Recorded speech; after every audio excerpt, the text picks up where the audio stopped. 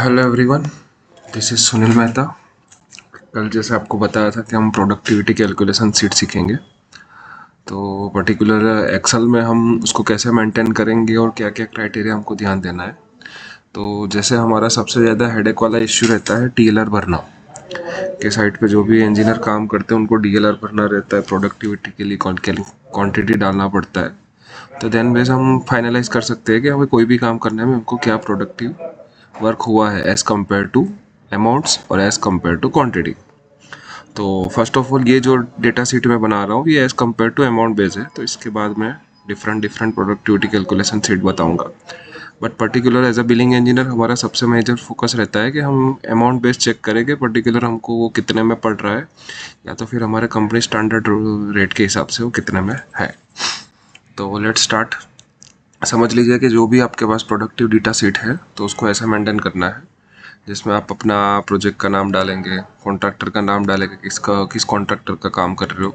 Then after आप location डालोगे कि वो कॉन्ट्रैक्टर कौन से लोकेशन में काम कर रहा है।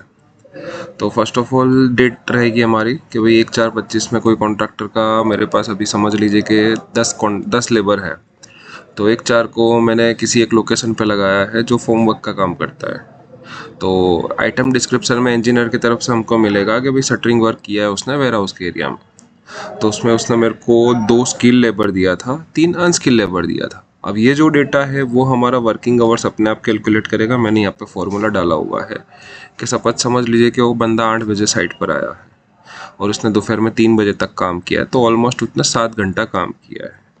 तो ये मंडे कैलकुलेशन का पूरा फॉर्मूला है कि उसने कितने मंडेज काम किया है। सपोज के 2 बंदे हैं तो उसने 7 घंटे के हिसाब से लंच डिडक्शन करके देन उसने डेढ़ डेढ़ लेबर का मंडेज, वर्किंग आवर्स और मंडेज दोनों अलग अलग रहता है। पर्टिकुलर जो भी बंदा आया है तो उसने मंडे ही काम हुआ है, this is not a possible. तो मंडेज के लिए हमारा फॉर्मूला रहता है कि भाई उसने कितने मंडेज काम किया है, क्योंकि हम जो भी अमाउंट पे करते हैं वो मंडेज के हिसाब से पे करते हैं, बराबर है। तो उस हिसाब से समझ लीजिए कि मैं स्किल को 800 रुपये रेट दे रहा हूँ और अनस्किल को 600 रुपये रेट दे रहा हूँ। तो ये जो एवरेज रेट वाला फॉर्मूला है ये किस बेस पे बना हुआ है कि सपोज समझ लीजिए कि यहाँ पे मेरा एक ही स्किल था तो वो एक का ही 800 रुपया लेगा। 3 है तो उसने अपने आप एवरेज कर लिया। अगर समझ लीजिए 1+1 की जोड़ी है मेरे पास, तो सबको पता है कि भाई 800 + 600 एवरेज उस हिसाब से कैलकुलेट करके आएगा, बराबर है। जैसे यहाँ पे 15 घंटे काम किया है तो यहाँ पे भी इसमें उसको 15 कर देता हूँ, तो आपको आसानी से पता चलेगा कि भाई 800 + 600 = 1500 और हाँ सॉरी 1400 और उसका एवरेज 700 हो गया। सपोज समझ लीजिए यहाँ पे 2 लेबर है तो वो वहाँ पे उस हिसाब से एवरेज कर लेगा कि भाई मैं एवरेजली इस काम के लिए एवरेज रेट ये प्रोवाइड कर रहा हूँ। डन। मतलब इस समझ लीजिए कि ये हमारा एवरेज रेट बैठा हुआ है। ये एवरेज रेट कैलकुलेशन आपके लिए बहुत ईजी हो जाएगा जब आप आगे का फॉर्मूला करोगे। समझ लीजिए कि ये 1 लेबर और 2 अनस्किल से मैंने 7 स्क्वायर मीटर का वेयर हाउस का शटरिंग वर्क करवाया है।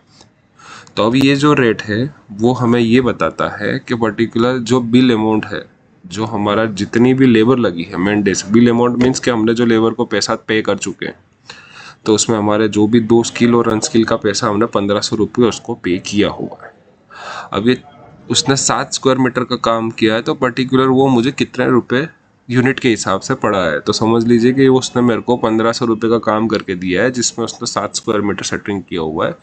तो मेरे को पर शटरिंग स्क्वायर मीटर 214 रुपये के हिसाब से पड़ा है। तो ये हो गया मेरा एवरेजली प्रोडक्टिविटी अमाउंट चेक करने का सीट। डन। देन हमारा सेकंड है राफ्ट ड्रेनिंग वर्क। ये राफ्ट ड्रेन स्टार्टर, हाँ राफ्ट का ड्रेन स्टार्टर, हाँ उसका फिक्सिंग वर्क स्टार्ट किया कि उसने 30 रनिंग मीटर का काम किया हुआ है। ये इंजीनियर ने भर के दिया हुआ है जिसमें 2 लेबर और 3 लेबर लगी हुई थी। उसका एवरेज रेट मेरे को 680 पड़ा है। उसने 30 स्क्वायर मीटर काम किया, मैंने पे उसको किया 4675 और मेरा स्टार्टर का वर्क बना है 155 रुपये रनिंग मीटर के हिसाब से।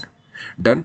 और उस हिसाब से थर्ड 3 को मेरा स्टील शिफ्टिंग वर्क किया हुआ उसने 300 kg स्टील शिफ्ट किया जिसमें 1 स्किल लगा था, 2 अनस्किल लगे थे। तो पर्टिकुलर टन के हिसाब से चेक करने जाएंगे तो मेरे को 2300 रुपये का बिल, मतलब मेरे को 7666 रुपये टन के हिसाब से पड़ा हुआ है। तो इस हिसाब से ही पूरी प्रोडक्टिविटी सीट भरी जाएगी और आपको मंथली इसमें कैसे चेक करना है तो मैं आपको नेक्स्ट वीडियो में बताऊंगा। तो बस देखे रहिए, सब्सक्राइब कीजिए, अगर सही लगता है तो कमेंट कीजिए, अगर कोई डाउट्स है तो आप क्वेश्चन में पूछ सकते हो। ये जो सीट है मैंने पहले लिंक्डइन में भी डाली हुई थी, पर पर्टिकुलर मैंने तब खाली डेटा डाल के समझाया हुआ था, तो मुझे लगा कि इसका थोड़ा डिटेल डिस्क्रिप्शन बताना ज़रूरी है। तो बस यही सीरीज़ हमने स्टार्ट किया है, तो सपोर्ट करते रहिए। जैसे जैसे मेरे पास डेटा आपको देने का मौका मिलेगा, मैं आपको सारे डेटा शेयर करूंगा कि किस हिसाब से सीट मेंटेन करना है, एक साइट इंजीनियर की क्या क्या रिस्पॉन्सिबिलिटी रहती है, और एक बिलिंग इंजीनियर किस हिसाब से साइट को स्मूथ चला सकता है। तो जितने मुझे जानते हैं और जितने मेरे साथ कनेक्टेड है वो मुझे जानते ही हैं, जो इस सीट पे वर्क कर रहे हैं उनको भी सब पता है। पर पर्टिकुलर जो भी नए हैं या जो मेरे साथ नए जुड़ने वाले हैं, तो पर्टिकुलर देखते रहिए। बहुत अच्छी अच्छी सीटें मैं आपको शेयर करूँगा, बहुत अच्छे अच्छे डेटा मेंटेनेंस सीट बनाऊँगा, जिससे आपका काम भी बहुत ईजी रहेगा। और इस प्रोडक्टिव सीट को हम आगे कहाँ तक ले जा सकते हैं और किस हिसाब से हम हमारे बजट रेट के साथ ट्रैक कर सकते हो, सारा मैं आपसे डिस्क्रिप्शन शेयर करूँगा। Thank you. बस लाइक कीजिए, सब्सक्राइब कीजिए। अगर कुछ भी डाउट हो तो आप मुझको कमेंट कर सकते हो। Thank you.